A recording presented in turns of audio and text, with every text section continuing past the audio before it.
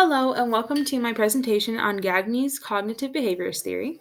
In this presentation, I'm going to be going through my slides and telling you how I use Peardeck to make this slideshow more accessible to students, and how I would use Screencast to make this work. So yeah.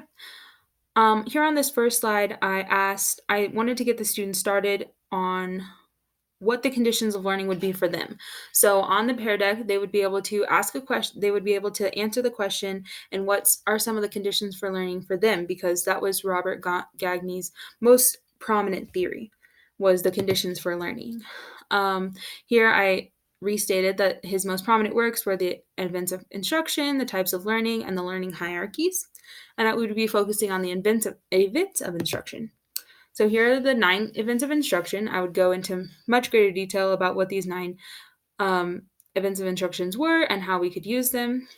And for further clarification, I inserted a video here so that both audio and visual learners could absorb the information as best as they could.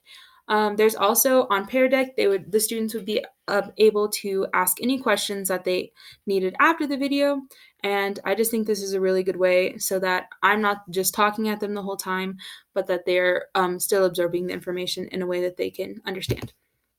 And then here I inserted how this theory can be applied to both technology integration and implications for education in general.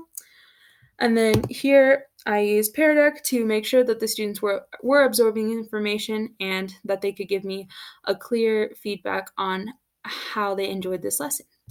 And I used Slide Carnival. So yeah, I hope you enjoyed this short tutorial, and I hope that you can use Peardeck in the future. Thank you.